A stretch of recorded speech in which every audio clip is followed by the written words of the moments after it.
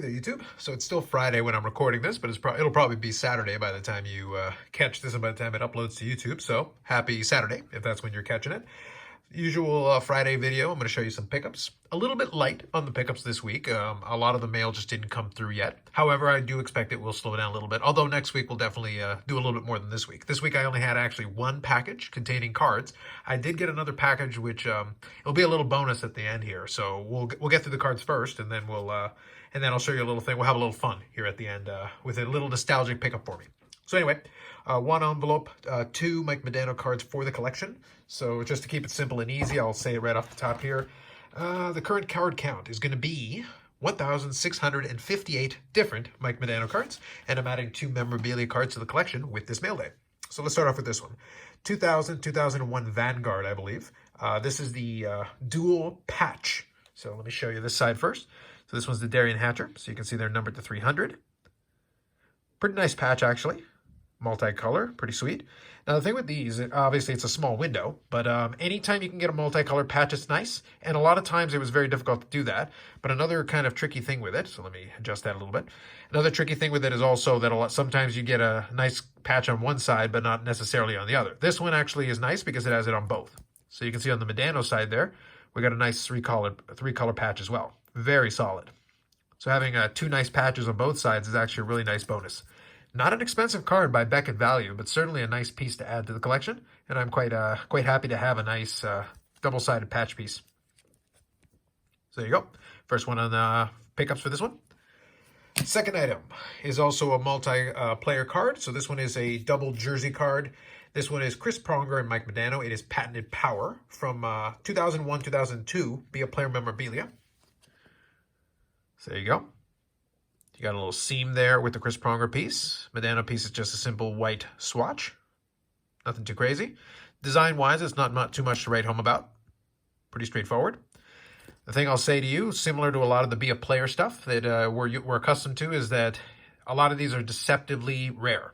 So this one here is actually limited to 20 copies. You wouldn't know it by just looking at it, but yep, it is more of a rare piece. So a nice card, definitely. Good addition to the collection, and another two cards to add to the growing Modano stack. As we get to the holidays, like I mentioned, probably things are going to be slowing down a little bit because I do have to take it easy. I did pick up a lot of Grail cards the last couple of months, especially.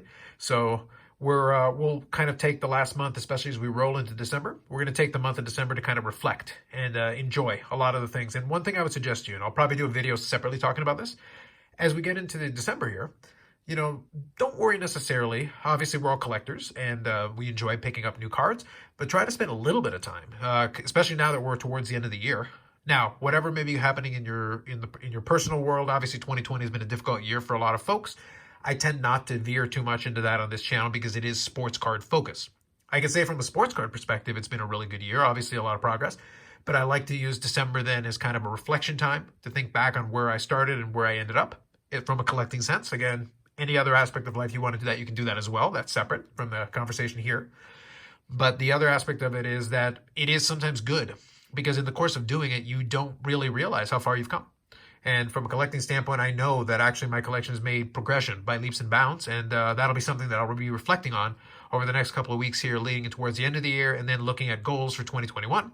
So always a good time an opportunity to reset. Go back to the collection, take a look at what's already been there. And hopefully you can kind of either remember or maintain what you enjoyed in the hobby in the first place. So just bear that in mind. It is kind of a time for reflection, or at least it can be for you if you choose to use it that way. Anyway, so like I said, there's the two cards for this week. Next week, we'll see if we got some other packages coming in. And there's also the Ship My cards out that I haven't initiated the order for, but I probably will. And then we'll see if in December I can also pick up a ComC order because that would be a massive mail day. I might even have to break that up into a couple of episodes, to be honest, given how many cards are there. Anyway, so from a pickup standpoint, that is it. So if that's all you're here for, then thanks as always for watching. There'll be more live streams upcoming. I'll announce them as they kind of come on. The best way to find out is if you check out my social media. So you can check out my Instagram, CarlosCards12. Probably I'll put an icon on the screen there. So you can certainly check that out. And otherwise, then I'll see you in the next video. Otherwise, for those of you who decide to stick around, let me show you something. I picked this up in the mail as well. So sometimes I like to go back and find some nostalgic things. And I was trolling around eBay, and I came across a book. Now, it's not exactly the kind of book you would think of, but let me show it to you and I'll explain a little bit. So check it out. By Jerry Ford, we've got The Grand Slam Collection, Collecting Made Easy. Have fun collecting baseball cards by Jerry Ford. So this book actually was a book that back when I was in my early teens. So this book actually came out in '92. So back in those days, if I went to the library, yes, people actually went to the library and checked out books. So I took out this book out of the library, and I was looking for anything baseball card and sports card related. Baseball card was definitely my first love as far as collecting, and it's still got a soft spot for me. I still do enjoy collecting baseball cards, although I do collect a lot of hockey on this channel. So this is one of the books I actually checked out. So as soon as I saw it, I was like, at the price they were asking for it, I was like, I gotta have it. And this, I think, was actually a library copy from Thrift Books on eBay. So let me flip through a couple of pages here, and we'll have a little bit of a chuckle. So it's very much a kid's, centric and kid design book. Although I will give them some credit, they did throw in some vintage pictures in there. So obviously it's very colorful, right? It's color pictures, but you can check out. You got a 1969 Decal Edge, I believe it's 69, and then you got some canned images. And there you go, a good old-fashioned 1989 Topps All-Star cards. Gotta have fun collecting baseball cards, guys.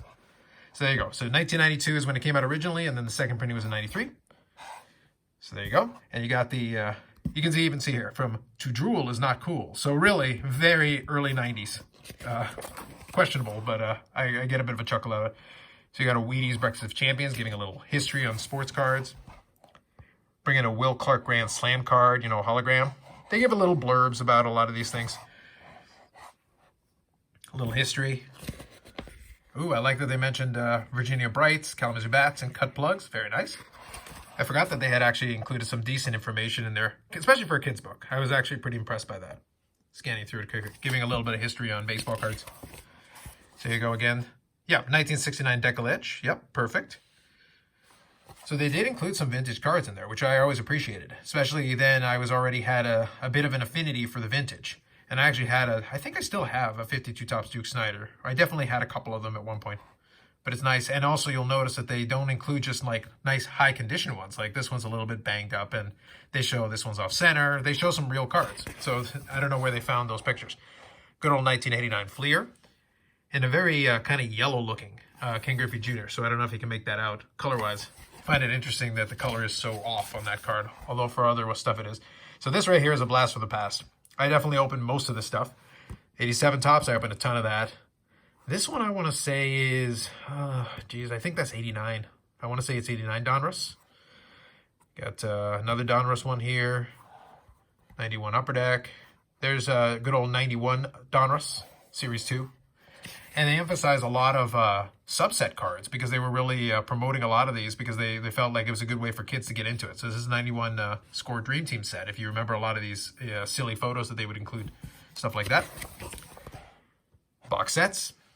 And I remember this, Baseball Card Price Guide Monthly. So they actually have another scan of the inside of it, which is actually kind of cool from Cruise Productions.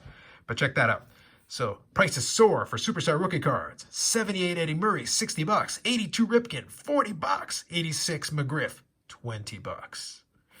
And 71 Top Set reaches $1,600. So there you go. Investment Advisory. How to score big profits in today's competitive market. That's from 1991. Just saying. Anyway, moving on. I kind of like the stock planned image. So there you go. You want to try a trading session like that? It's like, where are the penny sleeves? Where? Anyway. A lot of these pictures are kind of fun. There's a checklist from the 58 Top Set. So like I said, they did include some vintage. Here you go. Good old 1988 Donruss. Home of the 88 Donruss Greg Jeffries. The greatest modern card of all time. Not this one, obviously, but, the Greg Jeffries, if it was here. So there you go, the subset for Diamond Kings, the turn back the clock cards. So if you remember, if you think to Carlos in 1992, it was very interesting kind of just to see a lot of these subsets because I knew of them, especially in the set. Here's a 91 Upper Deck Chuck Knobloch, 86 Topps Traded Jose Canseco, another Decal Edge from Rod Carew. They got mileage out of the Decal Edge, and of course, Pro Cards Chuck Knobloch. You do see a little bit of Twins content, so if you notice. And then talk about baseball card shows.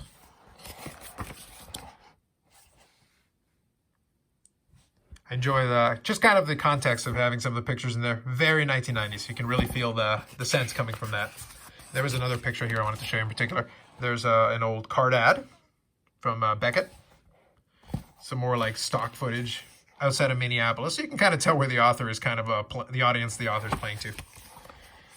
86 Topps, Cecil Fielder rookie. Now this one's funny. So here, do you have a card your friend really wants? If so, you might be able to get a good deal in trade. But there's we'll be back to these guys in a minute here. Make you keep flipping through. Talking about error cards, the Ray Knight error card. Talking about corrected versions from 52 Topps. The Billy Ripken error, that's one version of it. Probably the more kid-friendly version with the black box, if you know anything about that card. Some more pictures from an early 90s card show. This one I like. So it said, I can't believe I bought it. Admitting your friends you paid too much for a card can be tough. No, it's not like we could relate to that. I just like the look of abject horror on the one kid's face. He goes, you paid how much for an 88 Topps Tony Gwynn? What? I agree. Couldn't agree more. Some listings from the guide, some more card show pictures. I'm just going to flip through a couple of these quickly here. I do like the stock image. Now this one made me chuckle. So again, we've got the same kids again, but another kind of image there. It's now hanging out with their mom. But one of the kids off screen, or their dad or whoever, somebody's hand is holding a 1990 Pro Set card. What is this? This is a baseball card book, sir. The heck? You never let anybody go full Pro Set. How dare you? Secondly here, I think, so this is hard. Obviously, the pictures are a little hard to make out, but I want to say this is 89 Donruss, I think. Obviously, kind of a hard picture to make out, but anyway, it's kind of fun just looking through the pictures to see how many you can recognize. Now, this page I like. So this is talking about like different people you can trust, quote unquote, including card sellers, card dealers, etc. One common ways to disguise the true condition of a card is tips on how to rate the condition. Fuzzy edges, driven corners can reduce a card's value. Let me see here. Have been known to shave off frayed edges. Card altering in the hobby? What? I know. Plus, I like to watch. Good times. Anyway. Just fun that this made it out. Check it out. P. Kernish card. Sweet condition. That's probably a PSA 10. Come on. Like I said, it's early 1990s. This is what I was referring to a little bit earlier about that card magazine. So actually, I had an issue of that card magazine years ago, and they did have like a photo grading guide talking about some of the different elements of condition. I love that for the photo grading guide, though, they used the 54 Bowman cards. Although it probably would have made more sense if you had used the same 54 Bowman cards so you could do comparison. And I love that the very good is a 54 Bowman Ted Williams. Yes, a completely normal card that you totally would have. I think they just went through somebody's set. It's like, what do you got that's very good? The Williams? Sure, yeah, whatever. If you know the history of the set and the Ted Williams card, you'll see why that's kind of entertaining to me. But anyway, moving on. A couple more of these. We're just about at the end here. Just showing you a couple more. And, we're about to get to the fun part here. So how to store your cards. Come on, man. It's a shoebox. That's obviously how you do it. Like, what's the problem? This ordinary shoebox is a torture chamber for baseball cards. I feel like this should be a public service announcement. Any card unlucky enough to land in here will be bumped, scraped, bent, and beaten so badly that most collectors don't even want to think about it. And this is, I think, here. Yes, this is the part I wanted to get to, my personal favorite. Another kind of canned image, same kid. They really got a lot of mileage out of taking pictures of the same kids over and over again. Okay, here we go. A sealable plastic bag can be a safe way to store your cards until you get proper plastic sheets. At least you can protect the card from drastic changes in humidity. Such bags, however, should be used only for temporary storage and never load 15 or 20 cards into a single bag. And I enjoy that the example they use is a 58 Topps sports magazine All-Stars. So lovely that they would use this card. Now, obviously what they're saying is true. We would never do anything like that today. Let me quickly flip through these. Yep, just a little bit more of the same, nothing too crazy, more kind of canned images. Now the kids are selling cards to each other, and that is the end of the book. I'm just gonna put this here for 1 second. But like I said a second ago, obviously, today we wouldn't even think about, putting cards inside of a Ziploc bag. At least not the Ziploc bag they showed there. Because obviously today, we have vastly superior Ziploc technology. Like guys, look at this. This virtual stall cup is now perfectly protected inside of this Ziploc bag. Because you see, my friends, in the 21st century, not 1992, in 2020 technology, in the 21st century, we have Ziploc bags with the ability to seal and reseal using a tab. This, my friends, is the kind of new age tech that they could not have dreamed of in 1992. Now, this card is perfectly protected, perfectly sealed. I, for one, am secure that this is now a perfectly protected card in my collection. Ignore the damage that's already there. Ignore that. But I'm saying this card will be perfectly preserved forever.